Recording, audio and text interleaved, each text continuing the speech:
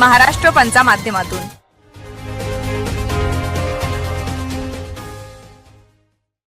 नमस्कार, महाराष्ट्र पंच न्यूज मध्ये आपलं स्वागत आहे। मी नाजिम सिद्दीकी। पाहूया शहरातील ताज्या घडामोडी। आपण संबोधित करावं पत्रकार परिषदेत।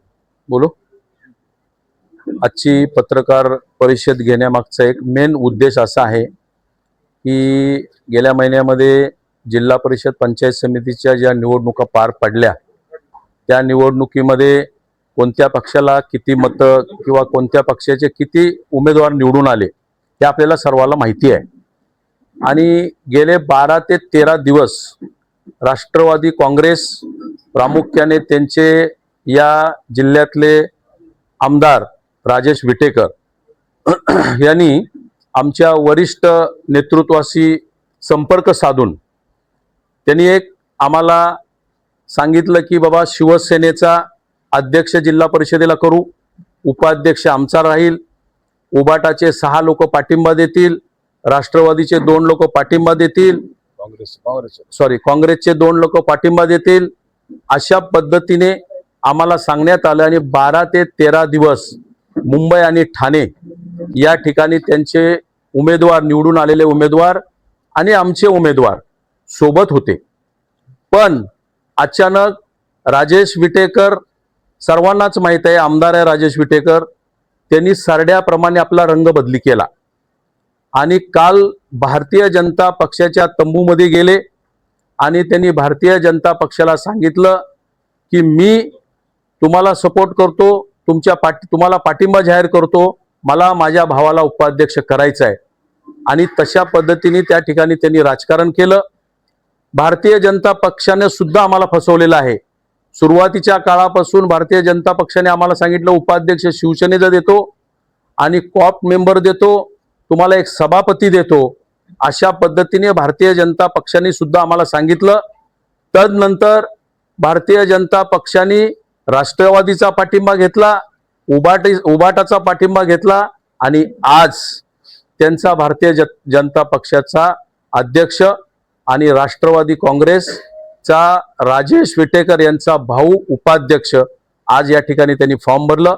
शिवसेनेच्या पाठीमध्ये खंजीर खुपसला, शिवसेनेला धोका दिला, शिवसेनेशी गद्दारी केली आणि ही गद्दारी राष्ट्रवादी काँग्रेसनी विटेकरांनी केलेली आहे। माझा आरोप आहे विटेकरावरती आणि भारतीय जनता पक्षावर सुद्धा आरोप आहे। आम्हाला देतो म्हणलेलं पद त्यांनी दिलं नाही आणि आज त्यांनी राष्ट्रवादीच्या राजेश विटेकरच्या भावाला उपाध्यक्ष केला। म्हणून आज माझे 3 जिल्हा प्रमुख असतील, पदाधिकारी असतील, मी माझ्या वरिष्ठांच्या कानावरती घालून एक शिवसैनिकामधलं रक्त सळसळलं पाहिजे आणि आम्ही बाळासाहेबांचे शिवसैनिक आहे म्हणून आज आम्ही रागापोटी, आमच्यावर झालेल्या अन्यायापोटी आणि अन्यायाला वाचा फोडण्यासाठी जनसामान्य माणसापर्यंत, मतदारापर्यंत हा निर्णय गेला पाहिजे। तुमच्या माध्यमातून ही शिवसेनेवर अन्याय झाला ह्या जनतेपर्यंत कळालं पाहिजे म्हणून तातडीने या ठिकाणी पत्रकार परिषद घेतली। मी या राष्ट्रवादी काँग्रेसचा, भारतीय जनता पक्षाचा निषेध करतो आणि आज आम्ही सर्वांनी मिळून त्या ठिकाणी या निवडणुकीवरती बहिष्कार घातलेला आहे। अजिबात होणार नाही। आम्हाला त्यांनी सांगितलं सभापती पद देतो पण आम्हाला नको आहे ते, आम्हाला आमचा सन्मान मिळाला पाहिजे होता म्हणून आज तुमच्या माध्यमातून आम्ही जनतेपर्यंत हा मेसेज आमचा पोहोचला गेला पाहिजे।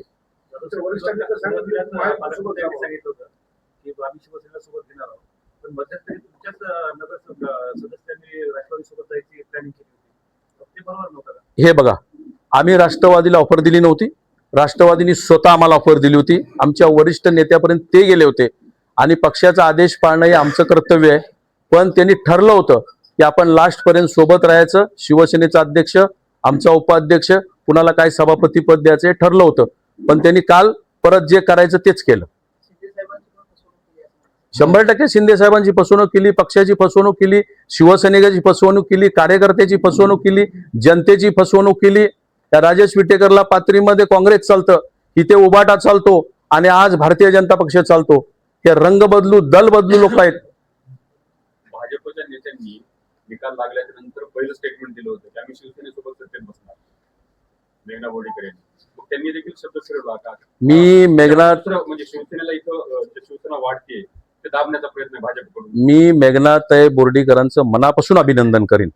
त्यांनी सुरुवातीला आपल्या माध्यमातून जाहीर सुद्धा केलं होतं, आम्हाला सुद्धा सांगितलं होतं, पण त्यानंतर त्यांचं आपसातलं राजकारण भारतीय जनता पक्ष आणि राष्ट्रवादी, त्या आपसातल्या राजकारणामध्ये मला पडायचं नाही, पण आम्हाला राष्ट्रवादीने स्वतः ऑफर दिली, आमच्या वरिष्ठ लेवलपर्यंत गेले, 13 दिवस सहलीवरती राहिले आणि तरी सुद्धा राजेश विटेकर आणि राष्ट्रवादीने आम्हाला धोका दिलेला आहे. तुम्ही भाजपसोबत सुद्धा भाजपवर सुद्धा टीका केली.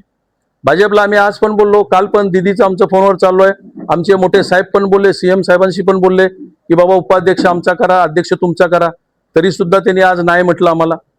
मग ते टीका करणं भागच आहे. महाराष्ट्रामधली तुम्ही परिस्थिती बघताय, रायगडमध्ये शिवसेनेचं संख्याबळ 21 आहे, तरी सुद्धा राष्ट्रवादी सोबत जाऊन त्यांनी आम्हाला भारतीय जनता पक्षानं दागा दिलाच ना. संभाजीनगरचं उदाहरण आहे, संभाजीनगरला हीच परिस्थिती चालू आहे, परभणीमध्ये पण हीच परिस्थिती चालू आहे. भाजप हिंदुत्ववादी पक्ष म्हणून महाराष्ट्र जनतेचा आवाज महाराष्ट्र पंचा माध्यमातून.